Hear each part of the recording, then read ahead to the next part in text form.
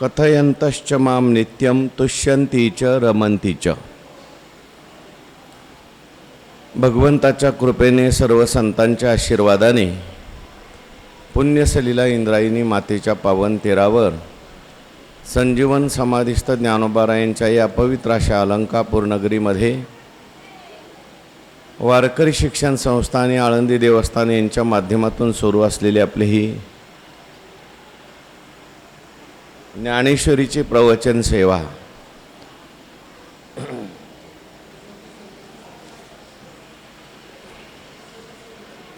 सेवेकरता उपस्थित सर्व भाविक भक्त श्रोते सज्जन माता भगिनी सर्वांच्या चरणी वंदन करून आपण सर्वांनी मिळून ही चिंतन सेवा या ठिकाणी करायची आहे। 10व्या अध्यायातला आपला विषय सुरू आहे। 10व्या अध्यायामध्ये भगवान श्रीकृष्ण परमात्मा अर्जुनाला आपला विभूती योग सांगत आहेत। विभूती योग सांगत असताना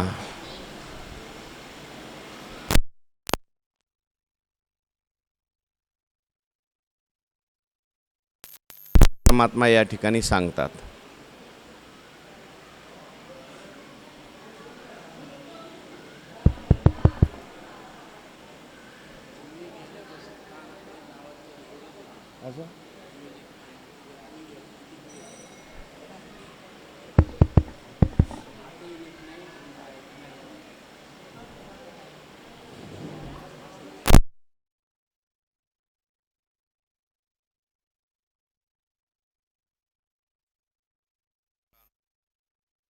परम कथयन्तश्च मां नित्यं तुष्यन्ति च रमन्ति च। भक्त कशा प्रकारे माझं भजन करतात, चिंतन करतात, हे भगवान परमात्मा या ठिकाणी सांगतात। थोडक्यात भगवान परमात्म्याने सांगितलेली ही भक्तांची लक्षणं आहे। संतांची भक्तांची लक्षणं जी आहेत ती आपल्याला कळली पाहिजेत, कारण सिद्धाची जी लक्षणं असतात ती साधकाची साधनं असतात। सिद्ध आपल्याला कसे ओळखायचे, संत आपल्याला कसे ओळखायचे हे जर कळायचं असेल तर संतांची लक्षणं कळली पाहिजे। संत जे असतात, भक्त जे असतात ते बाह्य लक्षणावरून ओळखण्यापेक्षा त्यांचं अंतर्लक्षण काय आहे। बाह्य लक्षणामध्ये कदाचित संतसुद्धा आपल्यासारखेच दिसतात। दोन्ही दिसती सारखी वर्म जाणे तो पारखी, पण अंतर्लक्षण मात्र त्यांचं आणि आपलं भिन्न प्रकारचं असतं। तेव्हा संतांचं नेमकं अंतर्लक्षण काय आहे हे संत झाल्याशिवाय कळत नाही किंवा भगवंतांनी सांगितल्याशिवाय कळत नाही। तुका म्हणे कृपा करील नारायण तरीच हे वर्म पडे ठाया। तेव्हा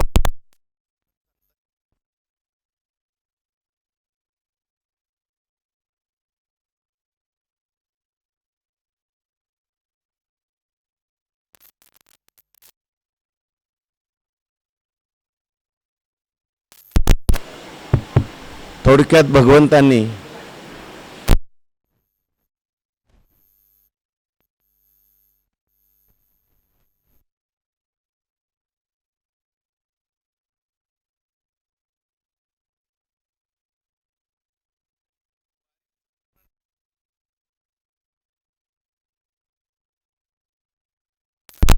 कसे असतात, भगवान पहिलं विशेषण देतात मच्चित्ताः, म्हणजे माझ्या ठिकाणी ज्यांचं चित्त आहे।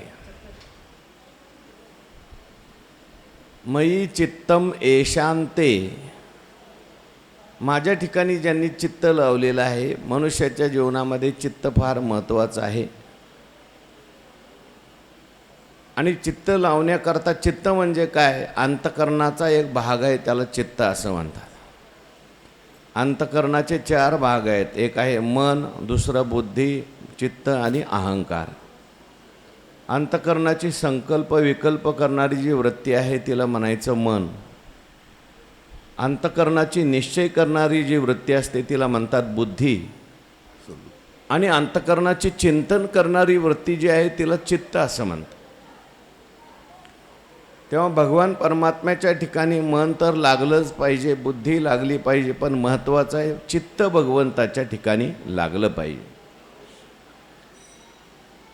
कबीर महाराज असं म्हणायचे, चित्त मिले तो सब मिले, नाही तो फुकट संग, पाणी पाथर एक ठोर, कोरा न भिजे अंग. परमार्थामध्ये सगळ्यात महत्त्वाचं जर काय असेल तर ते चित्त आहे.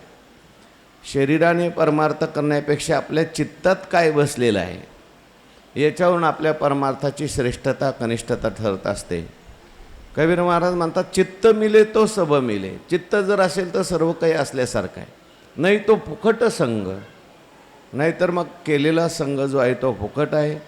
पाणी पाथर एक ठोर, पाण्यामध्ये त्या ठिकाणी दगड असतो, किती दिवस असतो, पण तरीसुद्धा कोरा न भिजे अंग, वर वर भिजतो पण आतून कोरत राहतो.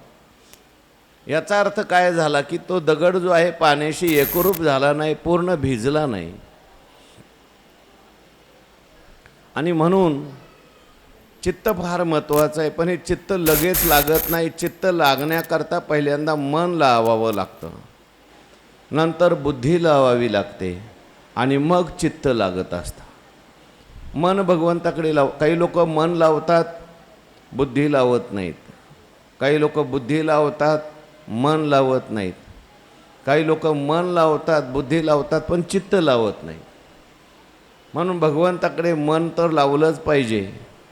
साधू संतांनी भगवंताकडे मन लावलं. सुरुवातीला हे मन लगेच भगवंताकडे जात नाही. म्हणून याच्याकरता अभ्यास योग सांगितला आहे. अथवा हे चित्त मन बुद्धी सहित भगवान परमात्मा म्हणतात, तू जर हे चित्त माझ्या ठिकाणी लावू शकत नसेल तर अगोदर अभ्यास कर. हळूहळू आपलं मन जे आहे भगवंताकडे लावण्याचा आपण अभ्यास केला पाहिजे. ज्याप्रमाणे पौर्णिमेहून हळूहळू चंद्राची कळा नाहीशी होत जाते. मग पुनवे होऊन जाईसे, आणि मग हळूहळू ते चंद्रबिंब नाहीसं होऊन जातं. त्याप्रमाणे चित्त जे आहे ते हळूहळू भगवान परमात्म्याकडे लावलं की ते मग भगवंत स्वरूप होतं. मनाला अभ्यास लावला पाहिजे, मनाला सवय लावली पाहिजे. या मनाचे एक निके जे देखिले गोडीचे ठाई सोके, म्हणून अनुभव सुखचे कौतुके दावी तो जाय असं म्हटलं. मनाचा एक चांगला स्वभाव आहे, त्याला जसं आपण सवय लावू तसं ते लागतं. म्हणून पहिल्यांदा संकल्प विकल्प करणारं जे मन आहे हे चंचल आहे. पण असं असलेलं मनसुद्धा आपण भगवान परमात्म्याकडे लावू शकतो. अथवा हे चित्त मन बुद्धी सहित न शिक्षी देव तरी गा ऐसे करी, या आटा पहारा माझारी, मोटके निमिष भरी देत जाय. मग जे तुले का निमिक देखील माझे सुख, ते तुले आरोचक विषय होई घेईल. आणि मग हळूहळू परमात्मा स्वरूप ते त्या ठिकाणी मन होईल. म्हणून मन लावलं पाहिजे. पण मन जे आहे ते चंचल आहे, त्याच्याकरता बुद्धीने सुद्धा विचार केला पाहिजे परमात्मा स्वरूपाचा, तर मन आपोआप तिकडे जातं. बुद्धीने विचार केल्यानंतर मग मन आपोआप जाईल, दुसरीकडे कुठे जाणार नाही.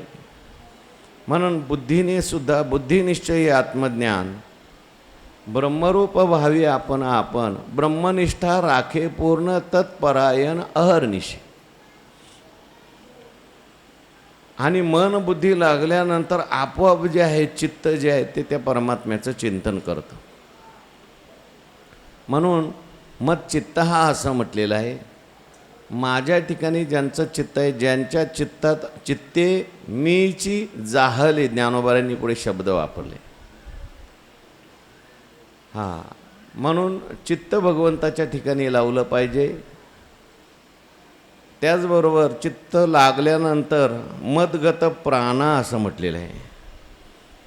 प्राण शब्दाचे अनेक अर्थ आहेत. त्या प्राण शब्दाचा पहिला अर्थ आहे चक्षुरादी इंद्रिये, किंवा प्राण म्हणजे सर्व प्रकारची कर्म प्राणामुळे होतात, म्हणून प्राण म्हणजे सर्व प्रकारचे कर्म. किंवा प्राण शब्दाचा अर्थ आहे आपला श्वास. प्राण म्हणजे जीव असं सुद्धा म्हणतात. मदगत प्राण हा म्हणजे ज्यांचे सर्व प्राण माझ्या ठिकाणी आहेत, ज्यांची सगळी चक्षुरादी इंद्रिये जे आहेत ते माझ्याकडे लावलेली आहेत. डोळ्याने सुद्धा ते माझं रूप पाहतात. डोळे तुम्ही घ्या रे सुख, पहा विठोबाचे मुख. तुम्ही ऐका रे कान, माझ्या विठोबाचे गुण. मनात तेथे धाव घेई, राही विठोबाचे पायी. पायाने ते तीर्थयात्रा करतात, हाताने माझीच पूजा करतात, कानाने माझेच गुणानुवाद ऐकतात, डोळ्याने मला पाहतात, कानाने माझी श्रवण कीर्ती ऐकतात, मुखाने गुणानुवाद गातात. म्हणजे सगळी जी इंद्रिय आहेत ते मदगत प्राण हा माझ्या ठिकाणी सगळी इंद्रिय लावलेली आहेत. किंवा प्राणशब्दाचा अर्थ आहे सर्व प्रकारच्या क्रिया ज्या आहेत त्या सगळ्या क्रिया त्यांच्या माझ्याकरताच आहेत. यत्करोषि यदश्नासि यज्जुहोषि ददासि यत् तपस्यसि कौन्तेय तत्कुरुष्व मदर्पणम. लौकिक क्रिया असतील, सगळ्या परमार्थिक क्रिया असतील, सगळ्या क्रिया ज्यांनी मला समर्पित केलेल्या आहेत, म्हणजेच माझ्याकरता सर्व प्रकारच्या क्रिया हे लोक करतात. म्हणून मदगत प्राण असं म्हटलेलं आहे. किंवा माझ्या ठिकाणी ज्यांनी प्राण ठेवलेले आहेत, माझ्याकरताच ज्यांनी प्राण ठेवलेले आहेत. हो, जोपर्यंत भगवंताचं चिंतन होतं आहे, भक्ती होते, तोपर्यंतच यांचे प्राण आहेत. त्यांचे प्राण तद विस्मरणे परम व्याकुलता इति. प्राण भगवंताचं दर्शन होत नसेल तर आपले त्यांचे प्राण राहत नाहीत. भगवंताकरता ज्यांनी आपले प्राण ठेवलेले आहेत, भगवंताच्या भजनाकरता त्यांनी प्राण ठेवलेले आहेत. आणि भगवंताचं भजन जर होत नसेल, दर्शन चिंतन जर होत नसेल तर त्यांचे प्राण शिल्लक राहत नाहीत. म्हणून त्यांना मदगत प्राण असं म्हटलेले आहे. प्राण रिगो पाहे कुडे हे सांडोनी, काय श्रीमुख नयनी न देखता. अनेक संतांच्या बाबतीमध्ये आपल्याला चरित्राचं चिंतन करता येतं. भगवंताचं दर्शन न झाल्यानंतर त्यांची कशी अवस्था होते. तुकाराम महाराजांचे अनेक अभंग आहेत. जीवना वेगळी मासोळी, तैसा तुका तळमळी. भगवंताचं दर्शन झालं नाही, भगवंताची भेट झाली नाही, तर कशा पद्धतीने त्यांचे प्राण कासावीस होत होते. याला कारण आहे मदगत प्राणा. अनेक महात्मे होऊन गेले, यांना भगवंताचं चिंतन घडलं नाही, म्हणून त्यांनी मग आपलं शरीर ठेवलं नाही, शरीर भगवंताला समर्पित करून टाकलं. रासलीलेमध्ये सुद्धा भगवंताच्या चिंतन भागवतात असं आलं की जेव्हा भगवंतांनी सुंदर वेणू वाजवली आणि वेणू वाजवल्यानंतर जे काही गोपिका होत्या, भगवंताचे आवडते भक्त होते, ते सगळे भगवंताकडे गेले. पण काही भक्तांना, काही गोपिकांना मात्र त्यांच्या घरातल्या लोकांनी अडवून धरलं. अडवून धरल्यानंतर त्यांनी आपला स्थूल देह त्याच ठिकाणी ठेवलं आणि सूक्ष्म देहाने त्या भगवंत स्वरूपाकडे जाऊन मिळाल्या. हे यज्ञपत्न्यांच्या प्रसंगामध्ये सुद्धा काही अशा भक्तांची चरित्र आली की त्यांनी पंडितांनी अडवल्यानंतर पत्नीने देह ठेवला आणि ती भगवंताकडे सूक्ष्म देहाने गेली. यालाच काय म्हणायचं, मदगत प्राणा. हा ज्यांचे प्राण भगवत स्वरूप झालेले आहेत, भगवंताच्या चिंतनाशिवाय ज्यांना आनंद वाटत नाही, ज्यांचं जीवन वाटत नाही, किंवा प्राण शब्दाचा अर्थ इंद्रिय केला तर सगळी इंद्रिय भगवंताकडे लावलेली आहेत. असे जे भक्त असतात ते व्यवहारामध्ये भजन कशा प्रकारे करतात. आता मच्चित्त हा मदगत प्राण हा योग आहे. आणि विभूती सांगत असताना या श्लोकामध्ये सांगितलं आहे की बोधयंत परस्परम. अशा प्रकारे दोन भक्त जर एकत्र आले तर ते एकमेकाला बोध देत राहतात. बोधयंत परस्परम, एकमेकाला बोधच देतात, दुसरं काही बोलत नाहीत. परमात्म्याच्या संबंधाने त्या ठिकाणी बोलत असतात. कृष्ण विष्णू हरी गोविंद या नामाचे निखिळ प्रबंध, माझी आत्मचर्चा विशद उदंड गात. दोन भक्त भेटल्यानंतर सुद्धा भगवंताचं चिंतन ते करतात, दुसरं त्याच्याशिवाय काही करत नाही. परस्परांना बोध देत राहतात. बोधयंत परस्परम आणि कथयंतश्च माम नित्यम तुष्यंती च रमंती च. आणि हा त्यांचा कधी कोणी भक्त भेटला तर त्याला लगेच नित्य ते बोधच देत राहतात. दुसरं काही त्यांची चर्चा नसते. आपली चर्चा वेगळी असते, पण त्यांची चर्चा काय आपण नेहमी ऐकत असतो. गोकुळामध्ये ज्या गोपिका होत्या त्या काम करत असताना, एकत्र आलेल्या असताना त्यांची चर्चा सुरू व्हायची, पण ती सगळी देवाच्या विषयी. एकले नकंठेची म्हणून या येणे, केली निर्माण 14 भुवने. गगन चंद्र सूर्य मेघ तारांगणे, पाचही महाभूते भौतिके भिन्ने भिन्ने हो. एक एकटाची असोनी एकला, विश्वे विश्वाकार होऊन या ठेला. जया परी हा तैसाची गमला, नंद नंदन हा आचोज आंबोलावो. तात्पर्य काय, भगवंताच्या विषयी बोधयंतः परस्परम, एकमेकाला त्या ठिकाणी बोध देत राहायचं. वास्तविक बोध स्वरूप ते झालेले आहेत, पण तरीसुद्धा हो ऐसे मीची होऊनी पांडवा, करती माझी सेवा, परी नवलावा सांगावा असे ऐक. मग याही वरी पार्था, माझ्या भजनी असता, परी मी तया ते माथा मुगुट करी. परमात्मा स्वरूप झालेले आहेत, भगवत स्वरूप झालेले आहेत. आता ज्ञानेश्वरायांसारखे संत आहेत, परमात्मा स्वरूप झालेले आहेत, भगवत स्वरूप झालेले आहेत, पण तरीसुद्धा माझे मनीची आवडी, पंढरपुरा नेही नगुडी. पांडुरंगी मन रंगले, गोविंदाचे गुणी वेधिले. ज्ञानेश्वर महाराज, नामदेव महाराज तीर्थयात्रेकरता जायला निघाले. त्यांना वास्तविक पाहता तीर्थयात्रा करायची गरज आहे का? नाही. तीर्थस्वरूप आहे. तीर्थासी तीर्थ झाला तोची एकू, मोक्ष तेने दर्शने.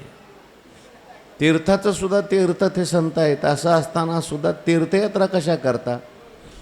अहो तीर्थांना पवित्र करण्याकरता, तुम्हाला आम्हाला सगळ्यांना पवित्र करण्याकरता निघाले. पण निघालेले असताना तर काही शांत निघालेले आहेत काय? जात असताना चिंतन चालूच आहे.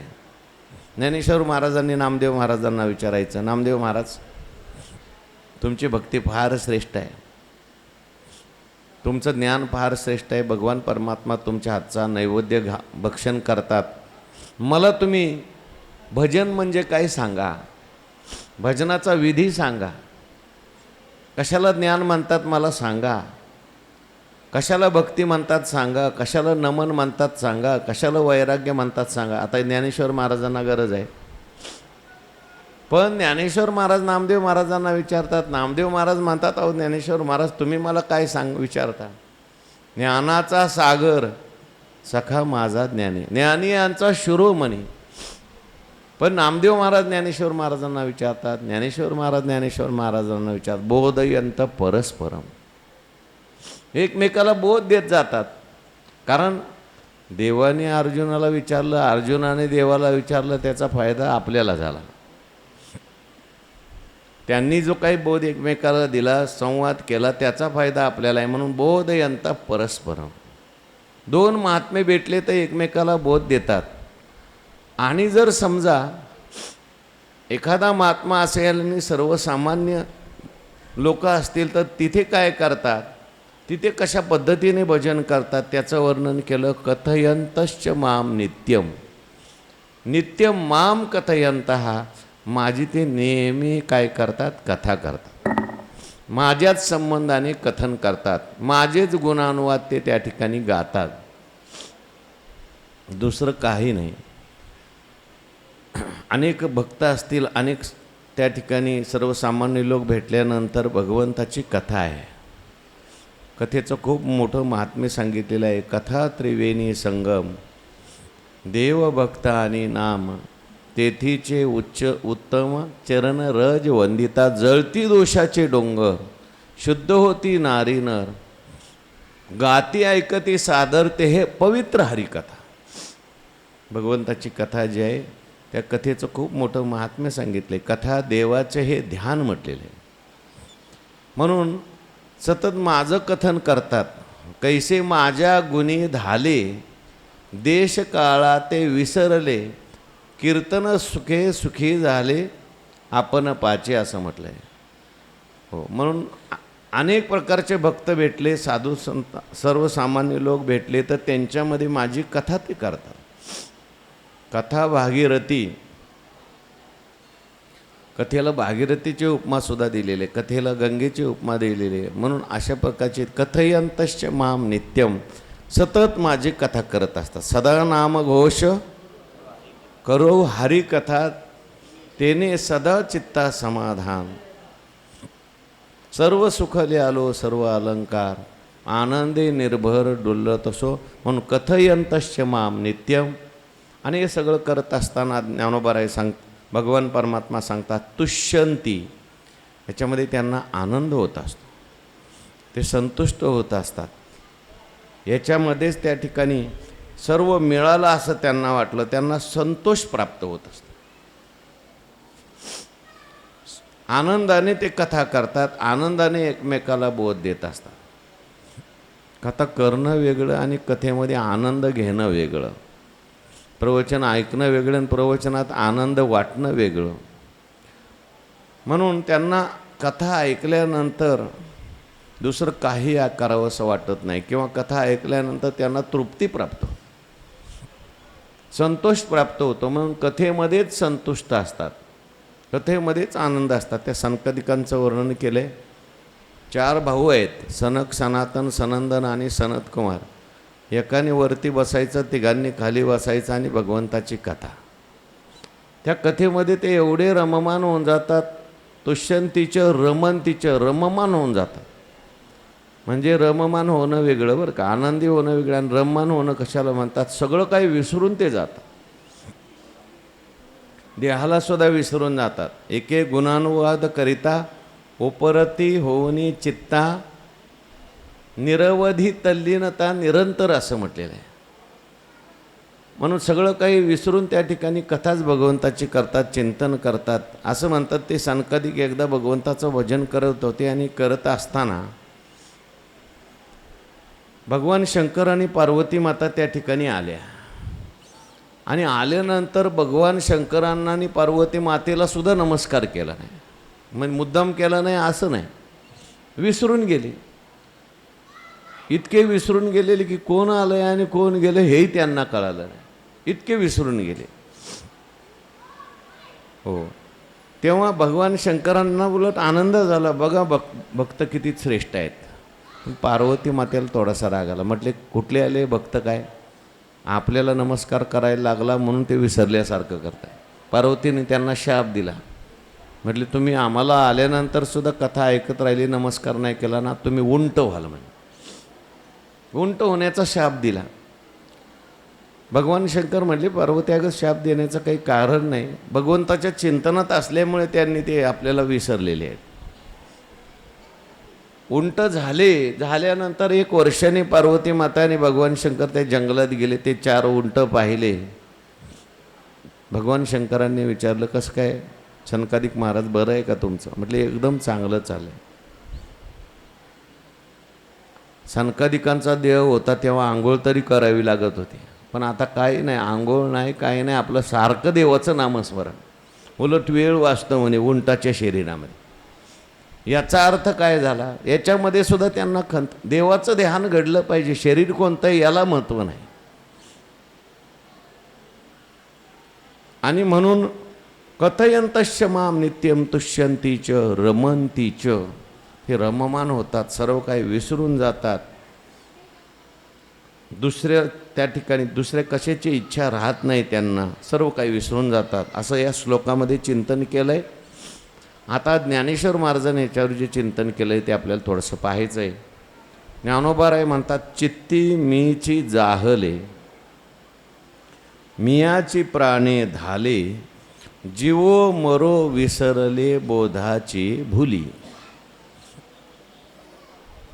चित्ती मियाची जाहले, ज्ञानोबाराय म्हणतात चित्ताने ते मी झालेले आहेत, चित्ताने मी झालेले आहेत. आपण चिंतन करून आलो. पहिल्यांदा मनाने चिंतन केलं आहे, बुद्धीने चिंतन केलं आहे आणि चिंतनाचा परिणाम शरीरावर होतो. चिंतने चिंतने तद्रूपता. ज्याचं आपण चिंतन करतोय त्याचं रूप आपल्याला प्राप्त होत असतं. तुकाराम महाराजांनी याच्याकरता आळीचं उदाहरण दिले. तुका म्हणे आळी जेवे नोरेची वेगळी. ते आळी जी असते ती त्या भिंगुरटीचं चिंतन करते, माशीचं चिंतन करते, त्यामुळे ती आळी जी आहे ती माशी बनते.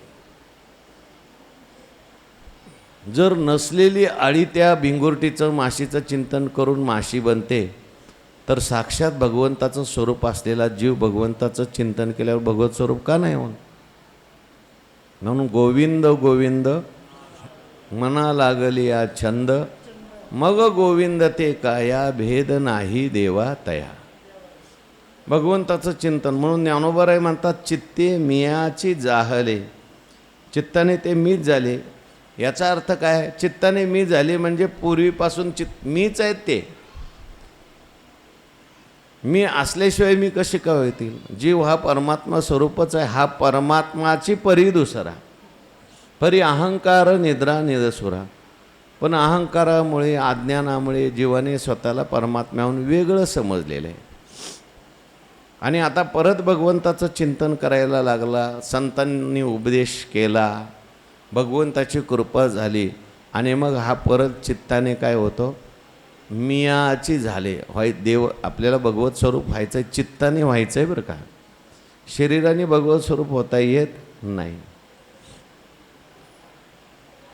मनाने भगवत स्वरूप होता येत नाही, बुद्धीने. चित्ताने आपल्याला भगवत स्वरूप व्हायचं आहे.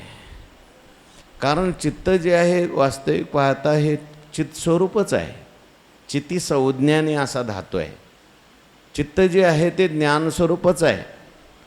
परमात्मा हा ज्ञानस्वरूप आहे, तसं चित्तही ज्ञानस्वरूप आहे. पण त्या चित्तामध्ये विषयाची इच्छा निर्माण झालेली असल्यामुळे चित्त वेगळं झालेलं आहे. आणि म्हणून परमात्मा स्वरूप ते चित्त झालं. मन हे राम झाले, मन हे राम झाले, प्रवृत्ती ग्रासोनी कैसे निवृत्तीशी आले. त्याच्याकरता ज्ञानोबाराय म्हणतात काय काय केलं? श्रवण कीर्तन स्मरण कैसे पादसेवन केले, अर्चन वंदन दास्य सख्य आत्मनिवेदन केले. हे सगळं केलं. त्याचा परिणाम असा झाला, निरखित निरखित गेली एवो पाहेतव, तन्मय झाली एवो उन्मनी मन निवाले, सावळे परब्रह्म भासले. परमात्म्याचं चिंतन करत करता करता एक दिवस जीव हा परमात्मा स्वरूप होतो, भगवत स्वरूप होतो. आणि म्हणून चित्ते मीची जाहले म्हणतात. चित्ताने ते मीच झाले. अर्थात मनामध्ये बुद्धीमध्ये जो काही भ्रम होता तो निघून गेला आणि जीव जो काय आहे तो परमात्मा स्वरूप झाला, भगवत स्वरूप झाला. पण चित्ताने जरी मी झालेले असले तरी सुद्धा त्यांचं भजन थांबत नाही. त्यांचं भजन चिंतन सुरूच राहतं. ज्ञानेश्वर महाराज जरी भगवत स्वरूप झाले तरी त्यांची वारी सुरूच आहे. निवृत्तीनाथ महाराजांची वारी सुरू आहे, सोपान काकांची सुरू आहे. सगळे संत मंडळी एकत्र येऊन भगवंताचं चिंतन करतच होते. म्हणून चित्ते मीची जाहले. पुढे सांगितले प्राणे मियाची धाले. आणि प्राणाने सुद्धा ते धाले म्हणजे काय? धाले म्हणजे तृप्त झाले. माझ्यामुळे त्यांचे सगळे प्राण तृप्त झालेले आहेत. आता प्राण शब्दाचा अर्थ आपण इंद्रिय असा करा, प्राण शब्दाचा अर्थ प्राण असा करा, किंवा प्राण शब्दाचा अर्थ जीव असा करा. प्राणे मियाची धाले म्हणजे त्यांची जी सगळी इंद्रिय आहेत ती सुद्धा माझ्यामुळे तृप्त झालेली आहेत. आपण पाहून आलो अनेक इंद्रिय आहेत, पण ही सगळी इंद्रिय तृप्त आहेत का हो? सुरुवातीला इंद्रिय जीवदशेमध्ये तृप्त नाही, अतृप्त आहेत. किती जरी विषय त्यांना मिळाले तरीसुद्धा इंद्रिय अतृप्त राहतात. त्याचं कारण आहे विषयामध्ये तृप्ती सांकुश तृप्ती आहे. विषय हे नाशिवंत आहेत, बदलणारे आहेत. इंद्रियांना तृप्ती हे विषयापासून कधीही मिळत शकत नाही. उलट विषय सेविता कोण तृप्त झाला, इंधने निमाला अग्निकोठी असं म्हटलं.